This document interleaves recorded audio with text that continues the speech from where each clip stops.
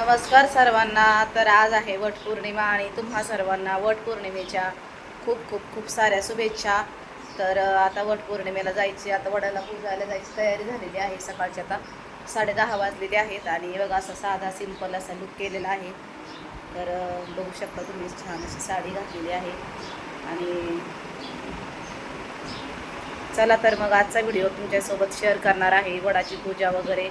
तर नक्की व्हिडिओला लाईक करा आणि जर चॅनलवर नवीन असाल तर चॅनलला प्लीज सबस्क्राईब करा.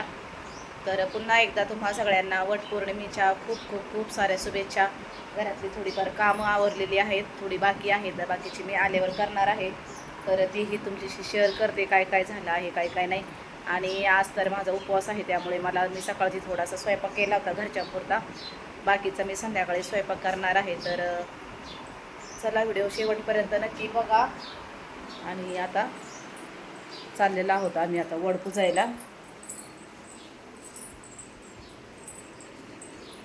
आता जाण्याच्या अगोदर थोडा चहा घेते, चहा केलेला आहे, थोडा चहा घेते.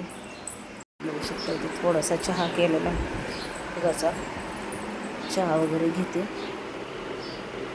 घरात भरपूर सारा पसारा पडलेला आहे, बघू शकता इथे बॉटल वगैरे. पण सकाळ सकाळ म्हटलं जाऊन येऊ आणि बाकीचं मग तुमच्याशी शेअर करते सगळं. घरात थोडासा पसारा झालेला आहे, ते आवरते तिथून आल्यावर. चला मी चहा घेते आणि पुन्हा तुम्हाला भेटते.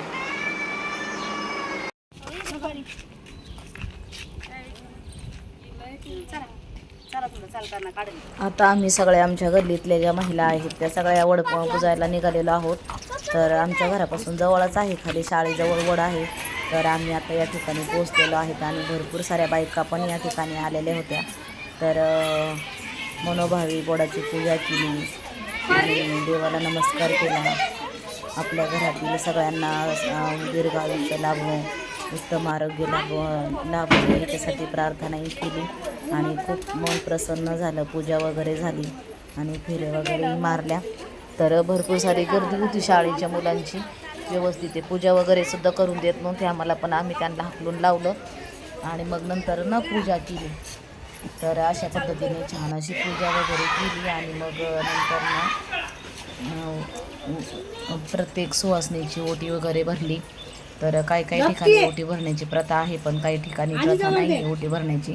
फक्त हळदी कुंकू वगैरे लावून प्रसाद देतात. तर पण इकडे पद्धत आहे तशी. तर काही महिला ओटी वगैरे भरतात. तर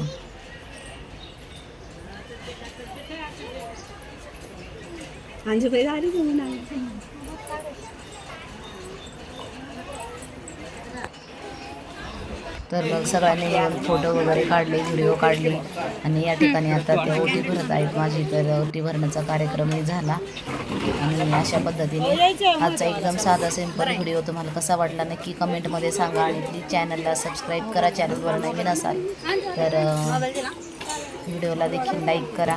आणि एवढाच व्हिडिओ तुमच्याशी थोडासा शेअर केलेला आहे वटपौर्णिमेचा, कारण घरी गेल्यावर आमची लाईट नव्हती, त्यामुळे मला घरचं कुठलाही काही शूट करता आलं नाही. फार संध्याकाळी 7:30 वाजता लाईट आली, त्यामुळे मग नंतर स्वयंपाकाचा वगैरे व्हिडिओ आणि घरी जाऊन मला फोटो वगैरे देखील काढायचे होते स्वयंपाक ते झाल्यावर.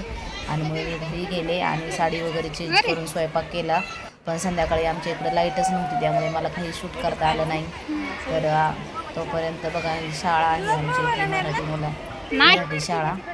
खूप छान असं प्रसन्न वातावरण आहे. आणि मला एक त्या ताई भेटल्या होत्या, त्यांच्याशी मी तिकडे बोलत होते. त्या म्हणत होत्या की बऱ्याच दिवसातून तुम्ही दिसलात, इकडे येत नाहीत म्हणून, असं त्या विचारत होत्या मला. आणि ही आहे शाळा आणि हे पटांगण. तर आजचा व्हिडिओ कसा वाटला नक्की कमेंटमध्ये